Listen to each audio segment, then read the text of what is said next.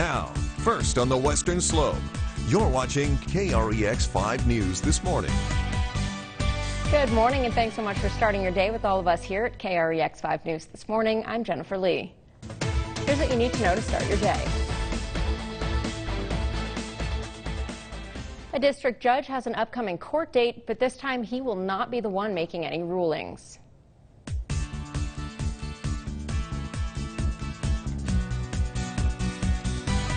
'21st Judicial District Court Judge Lance Timbreza was arrested and released on a summons Saturday. Court records show 2 charges listed in this case, one for careless driving, which is a Class 2 traffic offense, and one for driving under the influence, an unclassified misdemeanor. Docket show Timbreza's arraignment is scheduled for the morning of July 15th. A woman accused of stealing and crashing a Colorado State Patrol vehicle made an appearance at the Mesa County Justice Center on Tuesday.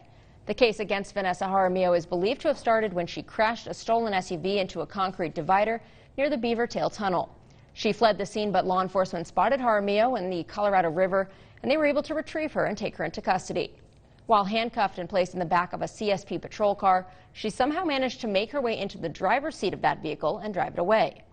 A dangerous chase ensued with speeds over 100 miles per hour, and Jaramillo even used the cruiser's lights and sirens several times to get traffic to move out of her way. In a brief hearing yesterday, Jaramillo was informed she's facing an 11-count complaint. She's being held on a $25,000 cash bond and has been scheduled to return to court on June 26th. Drug trafficking suspect George Gonzalez was set to enter his plea on Class 1 and Class 3 drug felonies early yesterday morning. The defense, however, asked for the hearing to be set over until July 30th as they continue to negotiate a plea with the district attorney's office. His co-defendant, Armando Bandomo, was also scheduled to appear in front of the judge, but did not show up at all. Instead, his defense appeared on his behalf and asked to also return on July 30th for a plea hearing. An investigation into a cannabis grow operation across Mesa County culminated in the arrests of Gonzalez and Bandomo, along with several others. Investigators discovered 90 cannabis plants at the location where Gonzalez was taken into custody and 75 where they arrested Bandomo.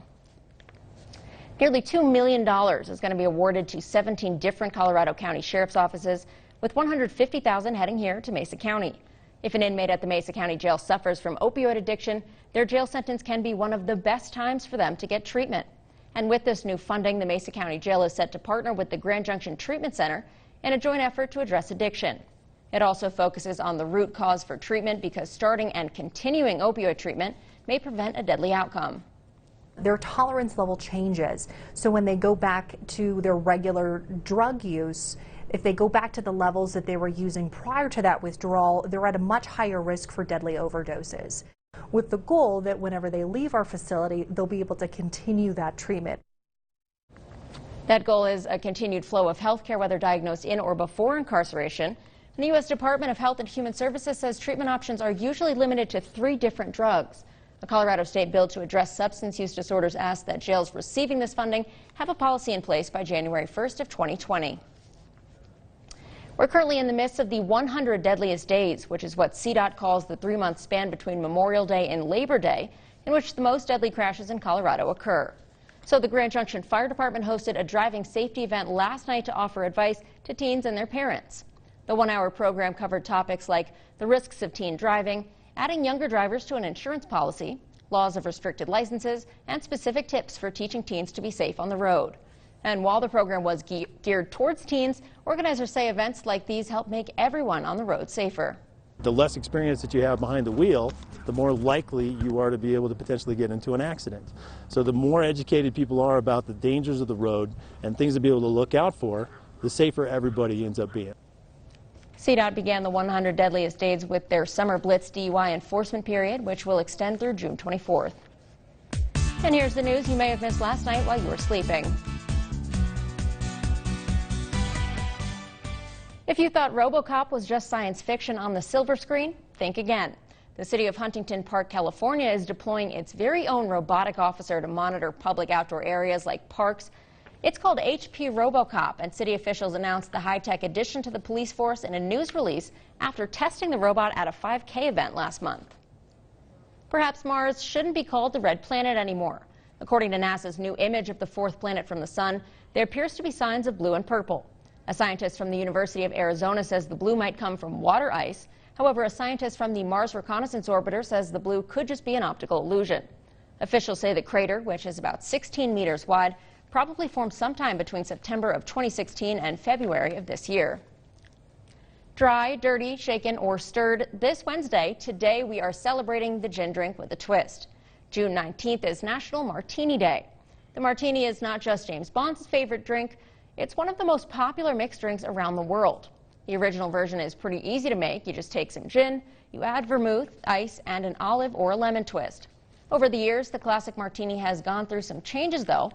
Now there are different versions, such as the Cosmopolitan, the Chocolatini, or the Appletini. And you don't have much time to save money for the newest high-end sneakers on the block. Planters launched a new basketball shoe Tuesday ahead of the NBA draft based on company spokesnut Mr. Peanut. The kicks are made by manufacturer Rick Franklin and they retail for $170. The company says its Crunch Force 1 shoe is made of premium leather, has a Mr. Peanut tongue, and a peanut insole, whatever that is. I'm more curious about the Mr. Peanut tongue, but the limited release sneaker is only available until Friday, and after then, your only chance of snagging a pair will be to overpay on an auction site. And that's the news you may have missed last night while you were sleeping. Let's take things over to meteorologist Megan Montgomery for a look at your weather. I'm sorry, what was all of that about that shoe? So what do you think a Mr. Peanut tongue is? Well, you know, the tongue of a shoe is I know, but right. Were you not picturing like the Peanut's actual tongue? Because it's a guy, you know, the Mr. Peanut with the monocle. I got that. I don't know. Maybe there's like a miscommunication on where. No, you're right. For a second, I got a little. It's okay. A little mixed up there. It's fine. I was excited about the shoe. It's okay. Does it smell like peanuts? You know Did what? they really go all in on this peanut shoe? That's a very good question. Although once you wear it, it's going to start smelling like feet, and then you're going to have peanuts smell mixed with feet. Oh no, no. You're welcome, everybody eating breakfast right now. No, that you're not amazing welcome. Image. Let's just go right to weather. Let's do it. I think that's better. Let's just go right to weather. Let's get out of this.